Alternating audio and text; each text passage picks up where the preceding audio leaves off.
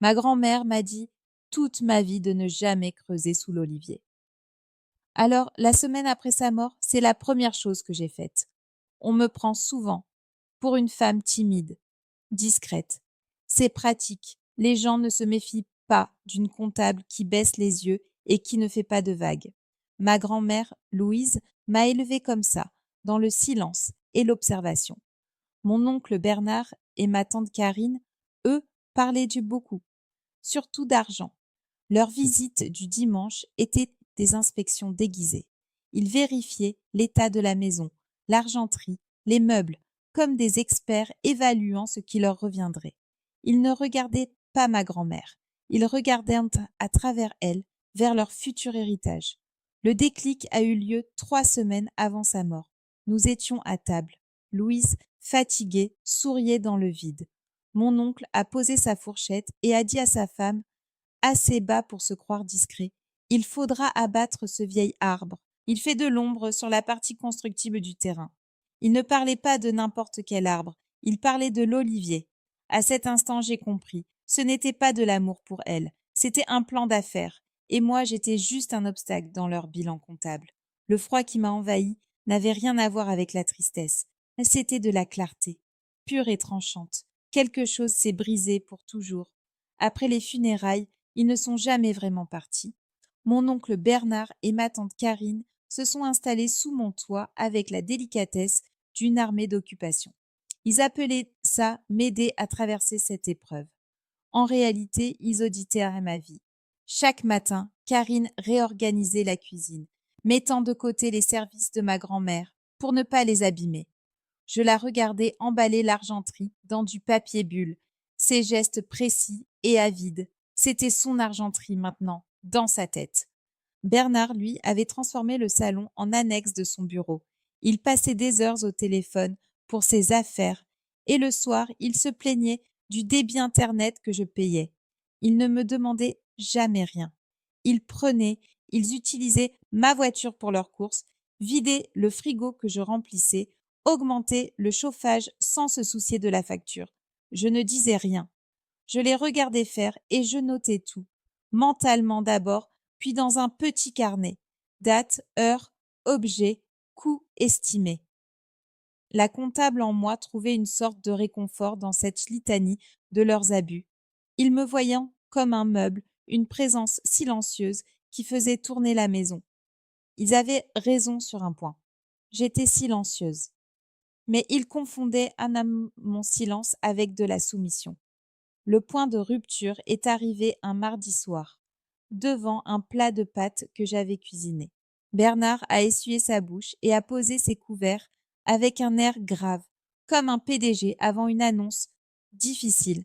Solène, a-t-il commencé, on s'inquiète pour toi. Cette maison est trop grande, trop pleine de souvenirs. Karine a enchaîné, sa voix mielleuse. On pensait pour ton bien qu'il faudrait vendre. C'est un sacrifice, bien sûr, un déchirement pour nous tous. Mais avec l'argent, tu pourrais t'installer dans un petit appartement et nous, on pourrait enfin lancer notre projet. On est une famille, on doit s'entraider. Il parlait de mon avenir en le liquidant. Il me demandait de renoncer à la seule chose qui me restait pour financer leurs rêves. Ils attendirent une larme, une protestation, un signe de faiblesse. Je les ai regardés, l'un après l'autre, et j'ai souri, un simple sourire. Ils se sont tus, déstabilisés. Mon absence de réaction était une équation qu'ils ne savaient pas résoudre. Et c'est ici que j'ai besoin que vous vous abonniez, parce que ce que j'ai fait ensuite était légalement impeccable et moralement dévastateur. Dites-moi dans les commentaires d'où vous m'écoutez. J'ai besoin de savoir que je ne suis pas seule dans cette histoire. Le bruit de leur voiture s'est évanoui dans la rue, laissant un silence si profond qu'il en était assourdissant. Je suis restée seule, à la table de la cuisine, les documents étalés devant moi comme une carte de ma propre reddition. La pile de feuilles sentait le papier chaud de l'imprimante de mon oncle. C'était un contrat de vente. Mon nom était déjà tapé à côté d'une ligne de points. Ils l'avaient préparé. Ils étaient sûrs de moi. Leur voix tournait en boucle dans ma tête. C'est pour ton bien, Solène, la voix mielleuse de Karine. On est une famille. le ton grave de Bernard, comme s'il citait une loi immuable. Un sacrifice pour nous tous. Ils appelaient ça un sacrifice, mais je voyais bien le soulagement dans leurs yeux, le soulagement de se débarrasser de moi, de la maison, de tout ce qui leur rappelait qu'ils n'étaient qu'une branche secondaire de l'arbre. J'étais le dernier obstacle avant le jackpot. J'ai pris le stylo. Ma main ne tremblait pas, mais elle était froide. J'ai regardé ma signature potentielle, ce petit gribouillis qui allait valider leur plan. Toute ma vie, j'avais été la gentille Solène, la fille discrète, celle qui ne dérange pas. J'ai compris à cet instant que ma gentillesse n'avait jamais été une qualité pour eux. C'était une autorisation, une porte ouverte sur laquelle ils essuyaient leurs pieds. Mon regard s'est perdu sur le mur de la cuisine. Un souvenir précis est remonté, si net que j'en ai eu le souffle coupé. C'était une semaine plus tôt. Je descendais l'escalier sans faire de bruit. Ils étaient dans le salon et ne m'avaient pas entendu. Bernard disait à Karine, avec un petit studio en ville, elle sera bien. Elle n'a pas besoin de plus. Elle n'a personne. Il avait dit ça simplement, comme on constate la météo. Ma vie entière, mon avenir, mes besoins, tout ça résumé et balayé en une seule phrase. Elle n'a personne. Le froid dans mes veines est revenu. Mais cette fois, il était différent. Ce n'était plus de la clarté, c'était de la glace. J'ai reposé leur stylo, j'ai allumé mon ordinateur portable sur un coin de la table. Ma grand-mère m'avait laissé plus qu'une maison. Elle m'avait laissé des instructions, cachées dans un vieux dossier fiscal qu'elle m'avait fait promettre de garder. J'ai ouvert le fichier crypté. Tout était là. J'ai rédigé un email, court, précis, destinataire, Maître Dubois, l'avocat de mon oncle. Copie conforme, Maître Valérie, le notaire de ma grand-mère. Pièce jointe, un mandat de gestion exclusive pour la propriété, un refus de vente formel et une demande d'audit sur les comptes de la succession, citant un article de loi très spécifique sur l'abus de faiblesse. J'ai cliqué sur « Envoyer ». Le petit son du mail parti a été le seul bruit. Les documents de mon oncle étaient toujours sur la table. Je les ai rassemblés en une pile parfaite. Je ne les ai pas déchirés. Je les ai simplement laissés là, inutiles. Le silence de la maison n'était plus un vide. C'était un espace que je venais de reconquérir. C'était le son de ma propre décision. Dehors, la nuit était tombée. Et pour la première fois, elle m'appartenait. Le lendemain matin, je me suis réveillée avant le soleil. Aucune angoisse, aucune culpabilité, juste un silence intérieur, vaste et froid. Le poids qui avait quitté ma poitrine pendant la nuit était immense. C'était le poids de leur attente, de leur certitude que j'étais faible. J'étais libre. Je suis descendue à la cuisine. L'odeur du café a rempli la maison. Une normalité parfaite. Ils sont descendus peu après, frais et dispos. Mon oncle Bernard sifflotait. Karine m'a offert un grand sourire, celui qu'elle réservait aux gens dont elle voulait quelque chose. Bien dormi, ma chérie? Sa voix était légère, presque joyeuse. Elle pensait que c'était fait, que j'avais cédé. J'ai hoché la tête. Très bien. C'était vrai. Je n'avais pas aussi bien dormi depuis des années. Je les regardais boire le café que j'avais fait dans la cuisine de ma grand-mère, dans ma maison.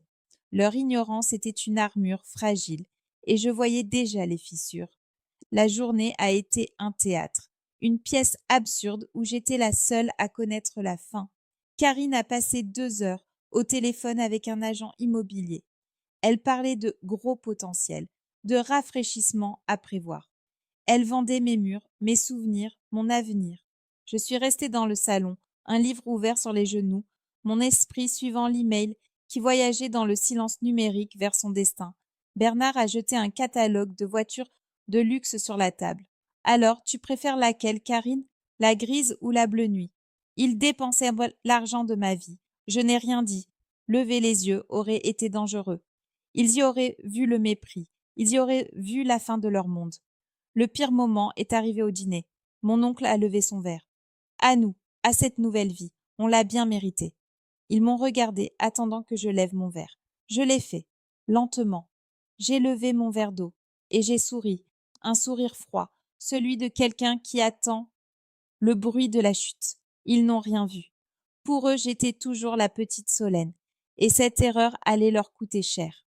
Le samedi soir, ils ont invité les Martin, de vieux amis de la famille qui avaient toujours eu une affection particulière pour ma grand-mère. C'était une manœuvre, une performance publique de leur bienveillance.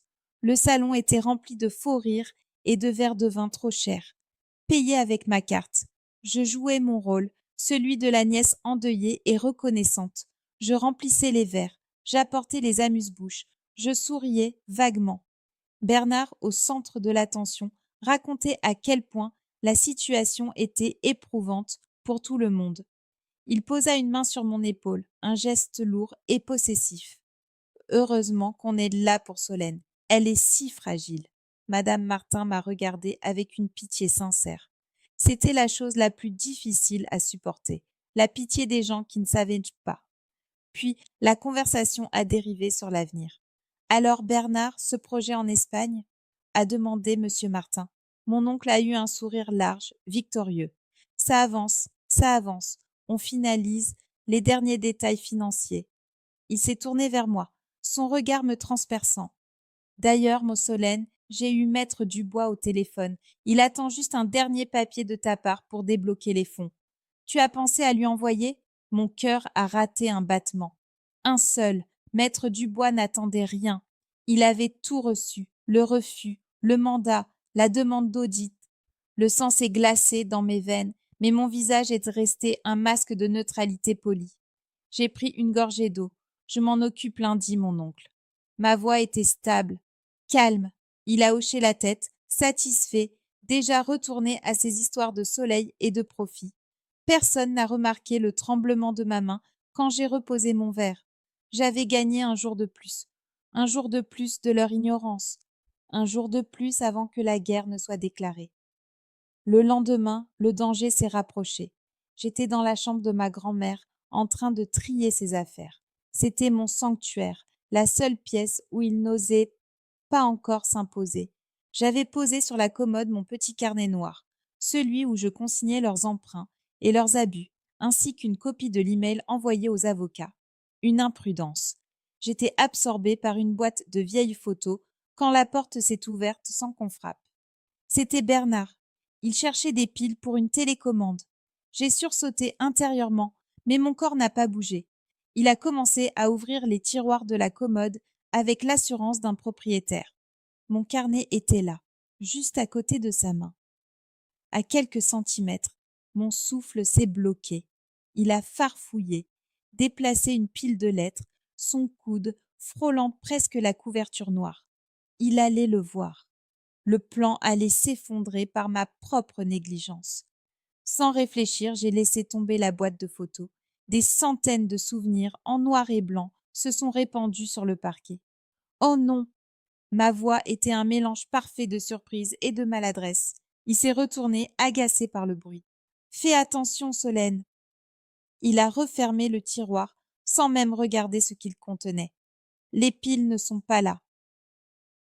Il est sorti en soupirant, me laissant seule au milieu du désordre que je venais de créer. Je me suis agenouillée, les mains tremblantes, pour ramasser les visages de mon passé. Je vivais sur une corde raide, mais en voyant son dos disparaître dans le couloir, j'ai ressenti une montée d'adrénaline, une sorte de joie sombre et enivrante. Ils étaient si arrogants, si certains de leur victoire. Ils ne regardaient même plus où ils mettaient les pieds. Et c'est là qu'ils allaient tomber. Le lundi est arrivé comme un front froid. Je l'ai senti avant même d'ouvrir les yeux. Un changement dans la pression de l'air de la maison. Le silence n'était plus paisible. Il était lourd, menaçant. Au petit déjeuner, il n'y a pas eu de « bien dormi, ma chérie », juste le bruit des cuillères contre la porcelaine. Bernard avait des cernes sous les yeux. Il n'avait pas siffloté. Il a fixé son écran d'ordinateur portable, le visage fermé, tapant et retapant quelque chose avec une frustration contenue. Karine, elle, me lançait des regards en biais, des coups de sonde pour évaluer ma contenance. Je suis restée neutre, le visage de la comptable parfaite, celle qui enregistre les chiffres sans émotion. Le craquement a eu lieu vers 11 heures. Un juron étouffé a fusé du salon. Putain de portail, c'était la voix de Bernard. J'ai entendu le clic frénétique de la souris. Un silence, puis des pas lourds dans le couloir. Il est apparu dans l'encadrement de la porte de la cuisine, où je triais des factures. Il tenait son téléphone à la main, l'air faussement décontracté. « Dis-moi, Solène, ton ordinateur fonctionne bien ? J'ai un souci avec le site du notaire. J'essaie de vérifier si le dossier de vente a été mis à jour. » Mon sang s'est transformé en glace. J'ai levé les yeux de mes papiers, lentement. Mon ordinateur va bien. Je ne savais pas que le notaire avait un site. C'était une demi-vérité. C'était suffisant. Il a plissé les yeux. Dubois m'a envoyé un mail de confirmation l'autre jour. Tu étais en copie. Tu ne l'as pas lu ? Il me testait. Il cherchait la faille. J'ai froncé les sourcils avec une confusion étudiée. J'ai dû le supprimer en pensant que c'était une notification automatique. C'était important. Mon cœur battait contre mes côtes, un oiseau en cage. Mais ma voix était stable. Il m'a fixé, une longue seconde. Il cherchait la menteuse, la petite nièce effrayée. Il ne l'a pas trouvée. Il a juste vu la fille ennuyeuse qui classe des factures. Il a soupiré, l'air agacé par l'incompétence du monde entier. Non, non, laisse tomber. Il a fait demi-tour, mais s'est arrêté sur le seuil. C'est juste étrange. Le mail parlait d'un mandat de gestion exclusive. Ça ne te dit rien ? Il a posé la question, sans se retourner. Une dernière torpille, lancée par-dessus son épaule. J'ai attendu une seconde. Non, aucun souvenir. Le silence s'est étiré. Puis j'ai entendu ses pas s'éloigner. Je suis restée immobile, le stylo serré dans ma main. Le sueur coulait le long de mon dos. La première fissure était apparue dans leur monde. Et elle portait mon nom. L'après-midi a été une guerre froide. Ils ne me parlaient plus directement. Ils parlaient l'un à l'autre, assez fort pour que j'entende. C'est quand même fou que le réseau tombe aujourd'hui. L'avocat de Carcassonne est injoignable, évidemment. Chaque phrase était une accusation voilée. Je les ai laissés mariner dans leur propre anxiété. Le dîner fut silencieux. Personne n'a levé son verre. Vers 20 heures, ils m'ont coincé dans le salon. Bernard se tenait devant la cheminée, les bras croisés. Karine était assise sur le bord du canapé, droite comme une statue. C'était un interrogatoire. « Solène, » a commencé Bernard, sa voix basse et dure. « Arrêtons ce petit jeu. Qu'as-tu fait ?» Karine a enchaîné, le venin perçant dans sa voix. « Tu as fait quelque chose, dans notre dos, après tout ce qu'on a fait pour toi, logé, nourri. » J'ai soutenu leurs regards, l'un après l'autre. Le masque de la fille fragile est tombé. Logé et nourri dans ma propre maison, avec mon propre argent, c'est de ça que vous parlez ? La surprise a fait vaciller Karine. Bernard, lui, a serré la mâchoire. Ne joue pas sur les mots. On parle de la vente. On parle de notre projet. De la famille. La sonnette a retenti, stridente dans le silence tendu. Les trois, nous avons sursauté. Leurs yeux se sont tournés vers moi, pleins de suspicion. Qui pouvait bien venir à cette heure ? Je savais. Je me suis levée, lentement. « Excusez-moi. » Je suis allée ouvrir. Sur le seuil, deux silhouettes se découpèrent dans la lumière du crépuscule. Un homme âgé, au visage sévère et familier, et un autre plus jeune, un dossier sous le bras. « Bonsoir, » a dit l'homme âgé d'une voix qui ne tolérait aucune discussion. « Maître Valéry, le notaire de votre grand-mère, je crois que vous m'attendiez. » Il a posé son regard sur Bernard, qui était apparu derrière moi, le visage décomposé. « Nous venons pour l'audit des comptes de la succession, comme demandé par Madame Solène Moreau, la propriétaire exclusive de ces lieux. » Le mot « propriétaire » a claqué comme un coup de feu. Bernard est devenu livide. Il a tourné la tête vers moi, et pour la première fois, il m'a vu, la vraie moi. La panique a éclaté dans ses yeux. La guerre était déclarée, et il venait de comprendre qu'il l'avait déjà perdue. Je suis montée dans ma chambre, je n'ai pas couru, j'ai marché, chaque pas résonnant sur le bois de l'escalier comme un compte à rebours. J'ai fermé la porte, pas à clé, juste fermée, et maintenant, j'écoute. Je suis assise sur le lit de ma grand-mère, les mains à plat sur la courte pointe qu'elle a cousue. Elle tremble un peu. Le sol de la maison est une caisse de résonance. J'entends tout, pas les mots exacts, mais la musique du chaos. La voix calme et implacable de maître Valéry, un métronome de la loi qui égrène les articles. Puis les éclats de Karine, des notes stridentes, hystériques, qui montent et qui descendent, le son de la cupidité blessée à mort, et par-dessus tout le grondement de Bernard, un rugissement de bête en cage, le son d'un homme qui voit sa proie lui échapper et qui réalise qu'il a été le gibier depuis le début. Mon téléphone vibre sur la table de nuit. Encore et encore, c'est mon cousin, le fils de Bernard. Puis un numéro que je ne connais pas, les alliés de mon oncle qui s'inquiètent, le monde extérieur qui frappe à la porte de ma forteresse. Je ne réponds pas, je ne peux pas. Je viens de reprendre le contrôle de ma vie, mais je suis prisonnière dans ma propre maison, avec 2 personnes qui me haïssent plus que tout au monde. Ils sont en bas, dans mon salon, en train de comprendre que leurs rêves sont morts. Et je suis là, seule, avec la certitude d'avoir gagné, mais la terreur de ce qu'il va se passer maintenant. Qu'est-ce que je fais? Dites-moi ce que vous feriez à ma place. J'appelle la police? Je descends et je les affronte, forte de mon droit, ou j'attends, ici dans le silence, qu'ils partent d'eux-mêmes, en espérant qu'ils ne défonceront pas la porte avant. J'ai gagné la guerre, mais je ne sais pas comment survivre à la paix. J'ai besoin de savoir. Dites-le moi, parce que l'air devient irrespirable.